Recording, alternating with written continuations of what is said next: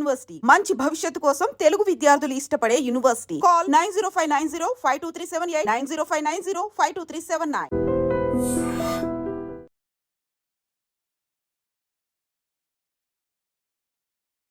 Big breaking ఇది. ఎందుకంటే భద్రాచలం అంటే రాముల వారు కొలువైనటువంటి ప్రాంతం. చాలా మంది భక్తులు పెద్ద ఎత్తున వెళ్తూ ఉంటారు. అట్లాంటి ప్రాంతంలో ఈ రోజు ఒక 6 అంతస్తుల భవనం కుప్పకూలిన పరిస్థితి. అట్లాగే ఆ భవనం కింద చాలా మంది చిక్కుకుపోయి ఉన్నారు.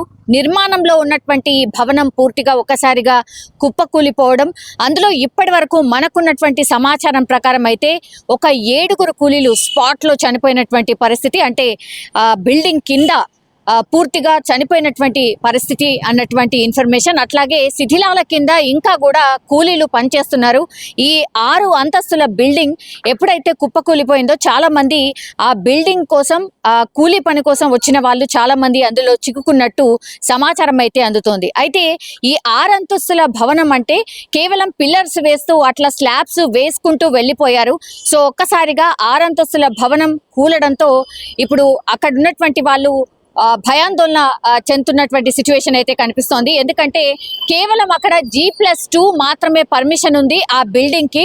అట్లాంటిది నిబంధనలకు విరుద్ధంగా ఇంకో 4 ఫ్లోర్లు ఎక్కువగా వేసినట్టుగా కూడా అధికారులు చెప్తున్నారు. ఎందుకంటే స్పష్టంగా మనం చూడొచ్చు, ఈ అధికారులు ITDAకి సంబంధించిన అధికారులు నిబంధనలకు విరుద్ధంగా మీరు కడుతున్నారు, ఈ బిల్డింగ్ ఇల్లీగల్, మీరు ఆపేసేయండి, మీరు తీసుకున్న పర్మిషన్ వచ్చేసి కేవలం G+2 కానీ మీరు కడుతుంది ఇంకా 4 అంతస్తులు ఎక్కువ కడుతున్నారు, ఇది నిబంధనలకు విరుద్ధంగా కడుతున్నారు అని ITDA అట్లాగే సామాజిక కార్యకర్త ఎన్నిసార్లు చెప్పినా ఎన్నిసార్లు వాళ్ళకు నోటీసులు పంపించినా కూడా వాళ్ళు అధికారుల మీదకి బెదిరింపులకు దిగడం, ఆ ఓనర్ ఎవరైతే ఉన్నారో అధికారులకు బెదిరింపులు దిగడం, అట్లాగే నువ్వు పైసలు డిమాండ్ చేశావు మా దగ్గర అని ఉల్టా అధికారుల మీదనే కొంత కోపోద్రిక్తంగా మాట్లాడడం, వాళ్ళనే బెదిరించడం, వాళ్ళనే వీడియో తీయడం స్టార్ట్ చేసిన పరిస్థితి మనం స్పష్టంగా చూస్తూ ఉన్నాం. యాక్చువల్లీ ఈ భద్రాచలంకి సంబంధించిన ఏరియా చాలా చిన్న ఏరియా. అక్కడ ఎక్కువ మట్టుకైతే కమర్షియల్ కాంప్లెక్స్లు ఎక్కువగా ఉంటాయి. ఎందుకంటే దేవాలయానికి పెద్ద ఎత్తున భక్తులు చాలా ప్రదేశాల నుంచి వస్తూ ఉంటారు కాబట్టి అది వ్యాపార సముదాయాలకు అట్లాగే కమర్షియల్ బిల్డింగ్స్కి చాలా మంది అయితే ఎంత పర్మిషన్ అడిగినా కూడా అక్కడ ఎందుకు ఇవ్వట్లేదంటే నిబంధనలు ఒప్పుకోవట్లేదు, చాలా తక్కువ ప్లేస్లో ఎక్కువ కట్టడానికి వీల్లేదు అన్నటువంటి మాట అధికారులు చెప్తున్నారు. కానీ అక్కడ ఇది చాలా కామన్గా మారిపోయినట్టుగా కూడా చెప్తున్నారు. ఎందుకంటే భద్రాచలం అనేది చాలా చిన్న ప్లేస్లో ఉంటుంది, కానీ భక్తులు చాలా పెద్ద సంఖ్యలో వస్తూ ఉంటారు.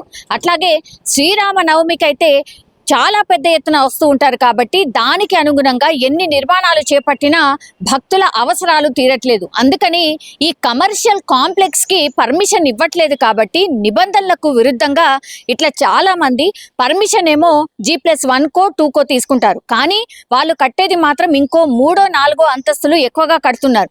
అట్లాగే ఈ బిల్డింగ్ విషయానికి వస్తే నాణ్యతా ప్రమాణాలు ఎక్కడా పాటించకుండా చాలా తక్కువ ప్లేస్లో, చిన్న ప్లేస్లో G+2 వరకే పరిమితమై అయ్యేటువంటి ప్లేస్ లో ఈయన ఇప్పుడు ఇంకో 4 అంతస్తులు ఎక్కువ అంటే పూర్తిగా 6 అంతస్తుల భవనాన్ని కట్టే ప్రయత్నం చేయడం, అట్లాగే ఈ పర్మిషన్స్ లేకపోవడం, అట్లాగే చాలా మంది నోటీసులు, అట్లాగే అధికారులు వచ్చి ఎన్నిసార్లు చెప్పినా మీకు పర్మిషన్ లేదు ఆపండి అన్నప్పుడు కొన్ని రోజులు ఆపడం, ఆ తర్వాత మళ్ళీ స్లోగా వర్క్ స్టార్ట్ చేయడం. అందుకని ఆ బిల్డింగ్ చాలా రోజుల నుంచి కూడా కన్స్ట్రక్షన్ అవుతూనే కనిపిస్తూ ఉంది. కానీ ఈ రోజు ఏం జరిగిందో తెలియదు, కానీ నిబంధనలకు విరుద్ధంగా ఆయన స్లాబ్స్ కావచ్చు, మీరు చూడండి ఆ పిల్లర్స్ కూడా ఆ బిల్డింగ్ కి కెపాసిటీకి చాలా తక్కువగా ఆ పిల్లర్స్ ని మనం చూడొచ్చు. సో ఆ పిల్లర్స్ ని ఆ వెయిట్ ఆపలేకపోయింది కాబట్టి, తక్కువ ప్లేస్ లో ఉంది కాబట్టి నిబంధనలు ఒప్పుకోవట్లేదు, నిబంధనలకు విరుద్ధంగా కడుతున్నారు కాబట్టి ఇప్పుడు ఆ బిల్డింగ్ కుప్పకూలిపోయిన పరిస్థితి.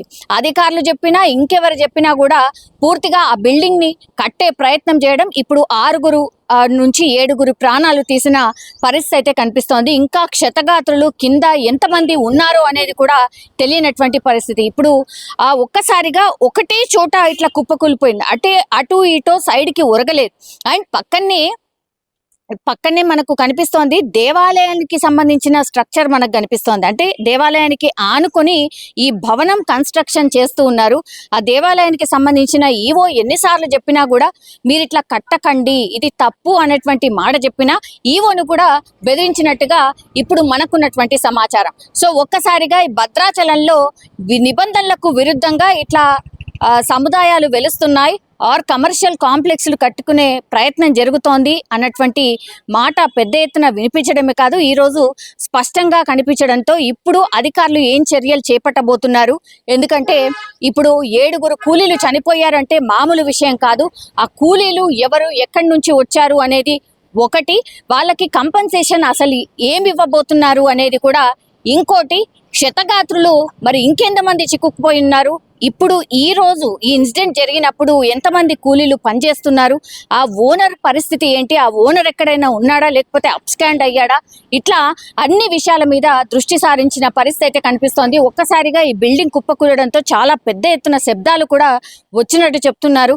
ఆ చుట్టుపక్కల ఇల్లు కూడా ఉన్నాయి కాబట్టి వాళ్ళు కూడా భయాందోళన పడ్డ పరిస్థితి అయితే కనిపిస్తోంది. అట్లాగే జేసీబీలు చేరుకున్నాయి, ఫైర్ కి సంబంధించిన సిబ్బంది చేరుకున్నారు, డిఆర్ఎఫ్ కి సంబంధించిన సిబ్బంది చేరుకున్నారు.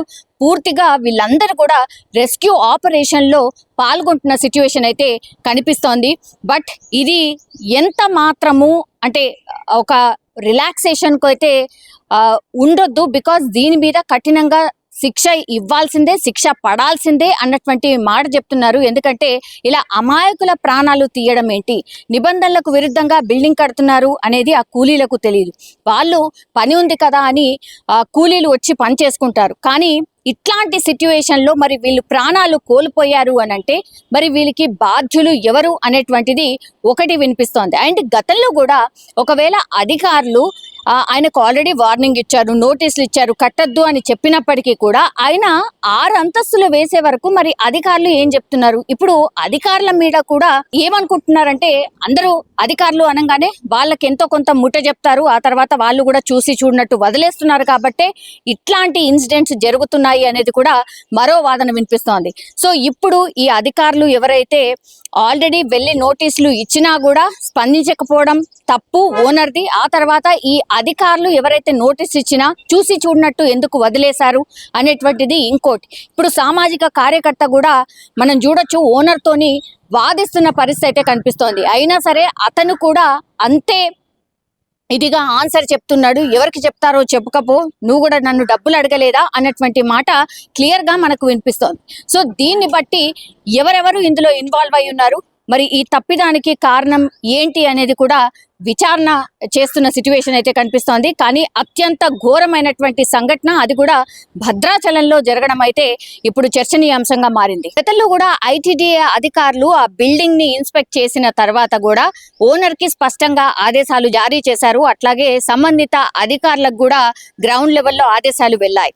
ఐటీడీఏ అధికారులు ఈ బిల్డింగ్ ని చూసిన తర్వాత ఈ అక్రమంగా కట్టినటువంటి ఈ ఫ్లోర్స్ ఏవైతే ఉన్నాయో వాటిని కూల్ చేయండి అని స్పష్టంగా ఆదేశాలు జారీ చేశారు. అట్లాగే సామాజిక కార్యకర్త ఎవరైతే ఈ బిల్డింగ్ దగ్గరికి వెళ్ళి పూర్తిగా ఇగో ఇది చూడండి ఇలా కడుతున్నాడు, ఈయనకి ఇచ్చిన పర్మిషన్ ఒకటైతే కడుతుంది ఇంకోటి అన్న తర్వాత ఐటీడీఏ అధికారులు కూడా చర్యలు తీసుకోవాల్సిందే, మీరు అక్రమంగా కడుతున్నటువంటి ఈ ఫ్లోర్స్ ఏవైతే ఉన్నాయో వాటిని కూల్చేయండి అని ఆదేశాలు జారీ చేసిన తర్వాత కూడా కూల్చకపోవడమే ఇప్పుడు ఈ ప్రమాదానికి కారణంగా స్పష్టంగా మనకైతే అర్థమవుతోంది.